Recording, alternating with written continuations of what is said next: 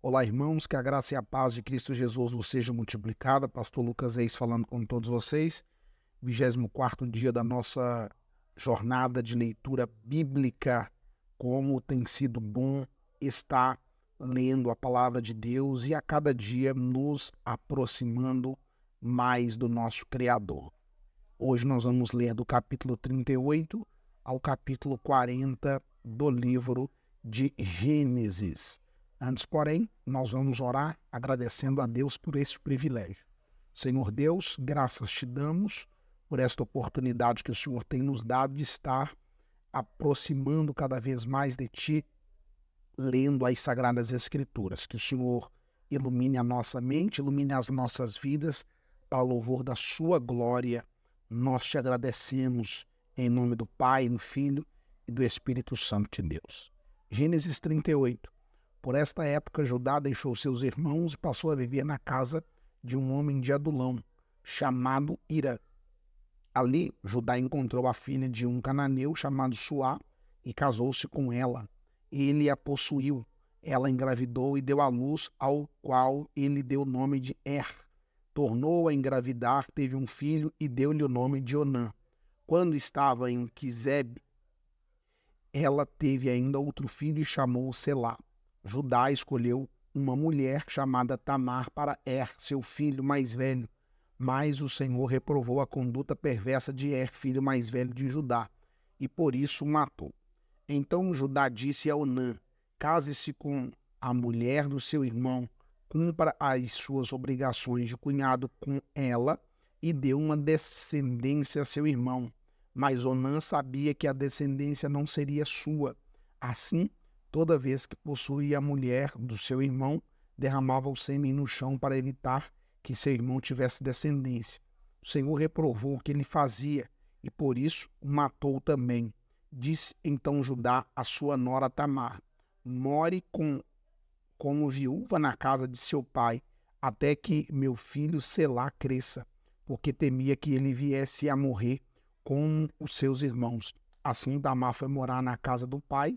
Tempos depois morreu a mulher de Judá, filha de Suá.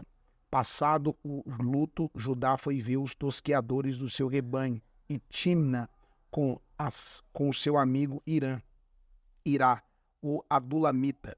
Quando foi dito a Tamar, seu sogro, está a caminho de Tímina para tosquear as suas ovelhas. Ela trocou suas roupas de viúva, cobriu-se com um véu para se disfarçar e foi sentar-se à entrada de Enaim, que fica no caminho de Tímina. Ela fez isso porque viu que, embora Selá já fosse crescido, ela não lhe tinha sido dada em casamento. Quando a viu, Judá pensou que fosse uma prostituta, porque ela havia encoberto o rosto. Não sabendo que era sua nora, dirigiu-se a ela à beira da estrada e disse: venha cá, quero deitar-me com você. Ela lhe perguntou: o que você me dará para deitar-se comigo? Disse ele: eu lhe mandarei um cabrito do meu rebanho. E ela perguntou: você me deixará alguma coisa como garantia até que mande? Disse Judá: que garantia devo dar-lhe? Respondeu ela: o seu selo com o cordão e o cajado que você tem na mão. Ele os entregou e a possuiu. E Tamar engravidou dele, mas se foi, tirou o véu e tornou a vestir as roupas de viúva. Judá mandou o cabritinho por meio do seu amigo Adulamita, a fim de reaver da mulher sua garantia. Mas ele não a encontrou e perguntou aos homens do lugar: onde está a prostituta cultual que costuma ficar à beira do caminho de Enaim? Eles responderam: aqui não há nenhuma prostituta cultual.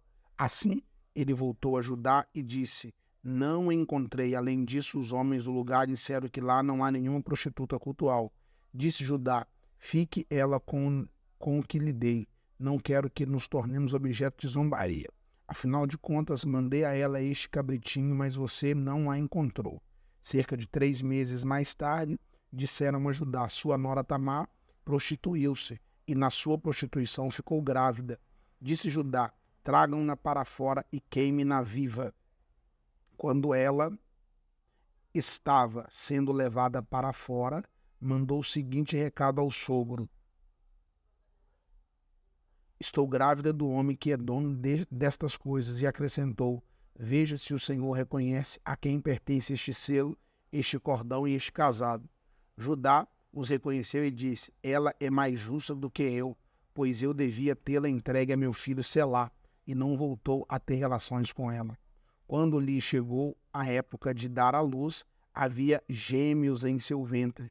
Enquanto ela dava à luz, um deles pôs a mão para fora. Então a parteira pegou um fio vermelho e amarrou o pulso do menino, dizendo: este saiu primeiro. Mas quando ele recolheu a mão, seu irmão saiu, e ela disse: então você conseguiu uma brecha para sair, e deu-lhe o nome de Perez. Depois saiu seu irmão, que estava com o fio vermelho no pulso, e foi-lhe dado o nome de Zerá. Gênesis capítulo 39. José havia sido levado para o Egito, onde o egípcio Potifar, oficial do faraó e capitão da guarda, comprou os ismaelitas que o tinha levado para lá. O Senhor estava com José, de modo que este prosperou e passou a morar na casa do seu senhor egípcio. José era atraente, de boa aparência. Quando este percebeu que o Senhor estava com ele e que o fazia prosperar em tudo o que realizava, agradou-se de José e tornou-o administrador de seus bens. Potifar deixou o seu cuidado, a sua casa, e lhe confiou tudo o que possuía, desde que o deixou cuidando de sua casa e de todos os seus bens. O Senhor abençoou a casa do egípcio por causa de José. A bênção do Senhor estava sobre tudo o que Potifar possuía, tanto em casa como no campo. Assim, deixou ele aos cuidados de José tudo o que tinha, e não se preocupava com coisa alguma, exceto com sua própria comida. E depois de certo tempo, a mulher de seu senhor começou a cobiçá-lo e convidou: venha deitar-se comigo.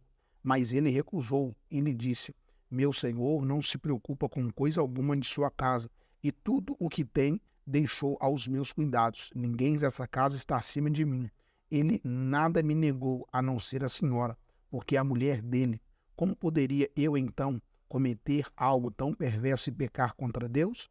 Assim também ela insistisse, embora ela insistisse com José, dia após dia, ele se recusava a deitar-se com ela e evitava ficar perto dela.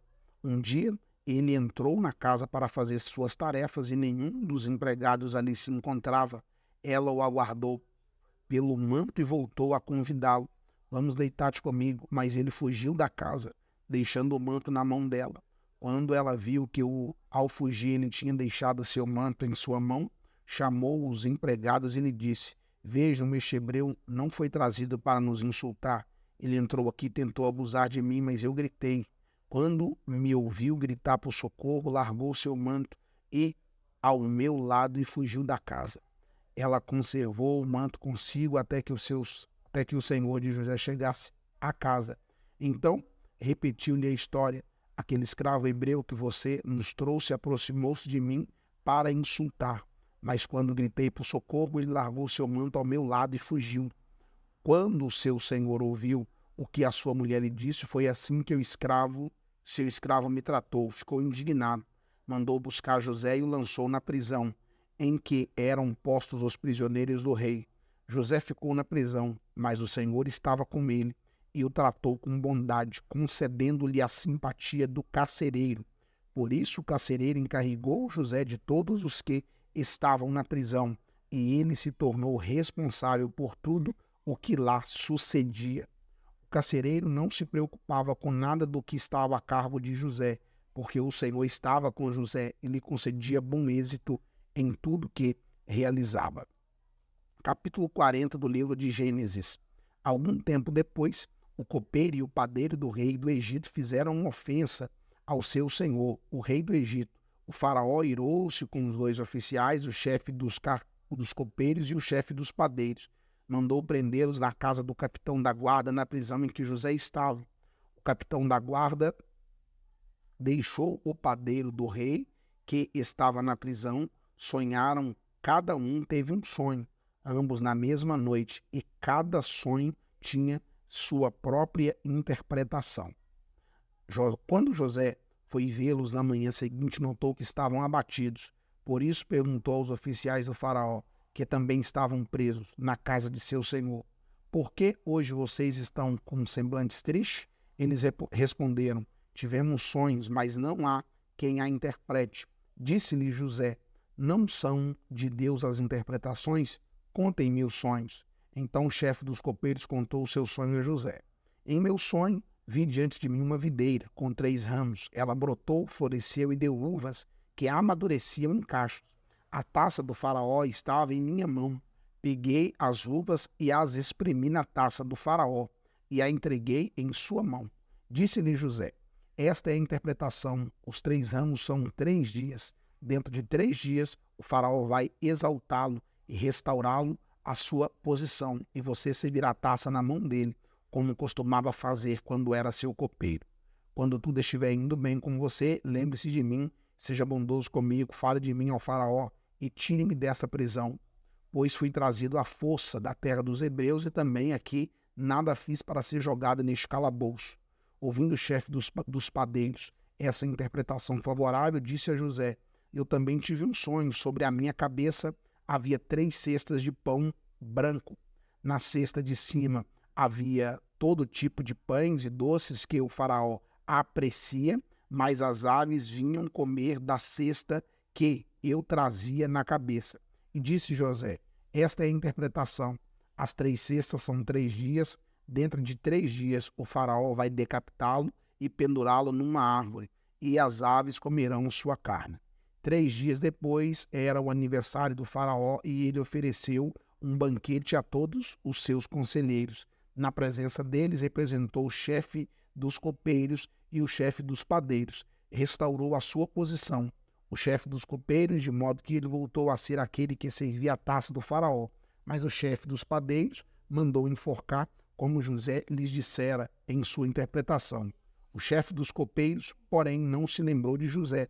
Ao contrário, esqueceu-se dele. Fizemos a leitura, capítulo 38 ao capítulo 40 do livro de Gênesis. Até a próxima oportunidade, se assim o nosso Deus nos permitir.